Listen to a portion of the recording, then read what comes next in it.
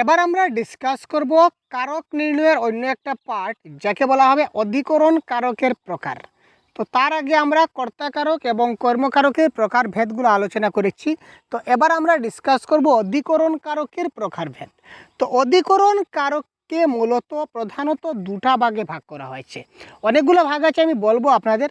তো মূলত দুটা ভাগে ভাগ করা হয়েছে, একটা হচ্ছে স্থান অধিকরণ, একটা হচ্ছে সময় অধিকরণ।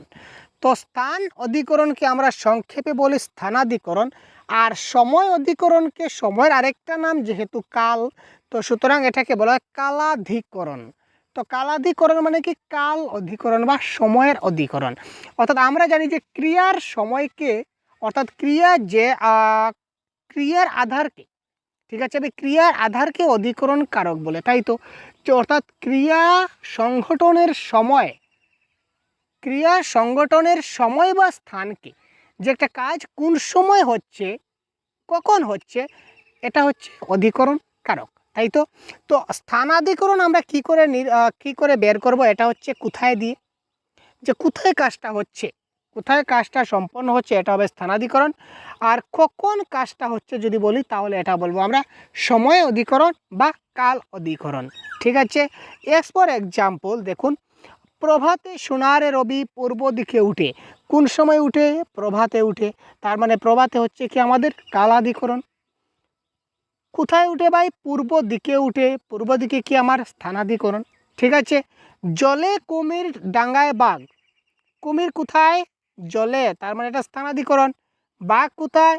ডাঙ্গায়, এটাও কি স্থানাধিকরণ। সকালে দেখা হবে, এই সকালেটা কি ধরনের অধিকরণ? এটা হবে সময় অধিকরণ বা কাল অধিকরণ বা কালাধিকরণ, ঠিক আছে। সন্ধ্যায় নদীর ধারে আমার দেখা হবে তার সঙ্গে। ওয়াও, কোথায় দেখা হবে? নদীর ধারে।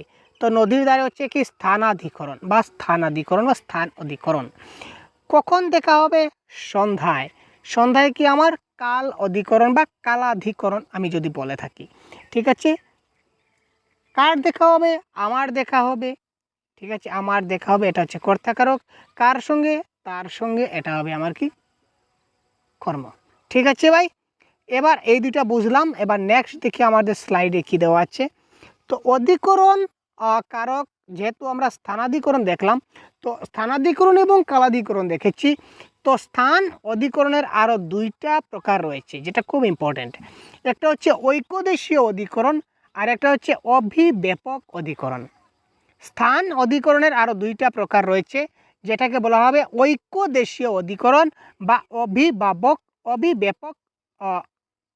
অধিকরণ। তার আগে একটা জিনিস বলে দিই, যে স্থানাধিকরণের অপর নাম হচ্ছে আধার অধিকরণ। প্রত্যেকটা জিনিস আমি স্লাইডে ক্লিয়ার করে রেখেছি, যাতে আপনারা স্ক্রিনশট করে করে তারপর কপিতে নোট ডাউন করে আপনারা রাখতে পারেন পরবর্তী সময়ের জন্য। সবসময় তো আর ভিডিও দেখতে পারবেন না, তাই কপিতে যদি নোট ডাউন থাকে তাহলে আপনারা দেখে ভিডিও পজ করে করে আপনারা কপিতে নোট ডাউন করতে পারেন, নতুবা এবার স্ক্রিনশট করে রেখে দিন, পরবর্তী সময় আপনারা স্ক্রিনশটগুলো দেখে দেখে খাতায় নোট ডাউন করে নিলেন, ঠিক আছে। সবথেকে ভালো হচ্ছে, শিক্ষার একমাত্র মাধ্যম হচ্ছে নোট ডাউন করা। যাই হোক, তো ঐকদেশীয় বা অভিভাবক, ঠিক আছে। স্থান অধিকরণ দুই প্রকারের হয়, একটা হচ্ছে ঐকদেশীয় আর একটা হচ্ছে অভিভাবক। এবার আমি কয়েকটা উদাহরণ দেখি। দেখুন, নদীতে মাছ আছে, নদীতে পানি আছে, নদীতে নৌকা আছে, ঠিক আছে। তো নদীতে মাছ আছে, নদীর কোথায় মাছ আছে? নদীর কি সব জায়গায় মাছ আছে?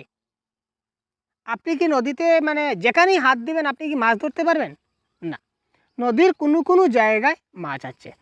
আবার নদীতে নৌকা আছে, নদীতে কি সব জায়গায় নৌকা আছে? না, নদীতে হয়তো এক জায়গায়, দু জায়গায়, 3 জায়গায় বা 10 জায়গায় বা 100 জায়গায় নৌকা আছে।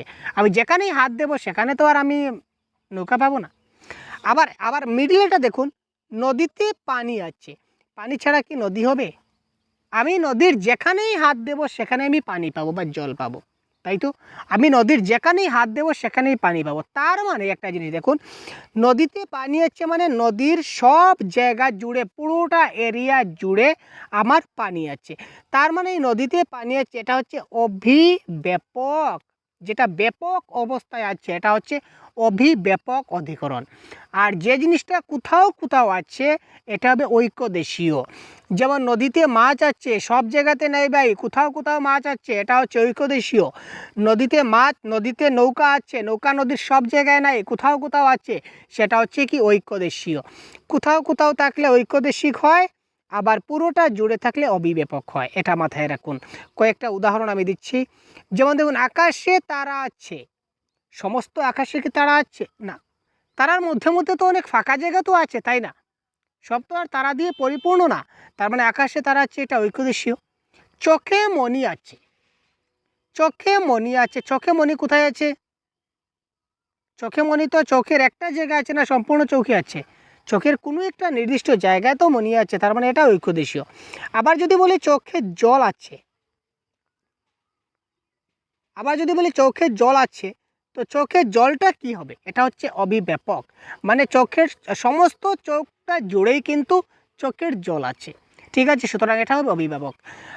বনে বাঘ আছে, সমস্ত বনের যেখানে যাবেন সেখানে কি বাঘ পাবেন? না, বনের হয়তো কোথাও একটা বাঘ লুকিয়ে আছে বা কয়েকটা বাঘ লুকিয়ে আছে, সেটা হচ্ছে ঐক্যদেশীয় অধিকরণ।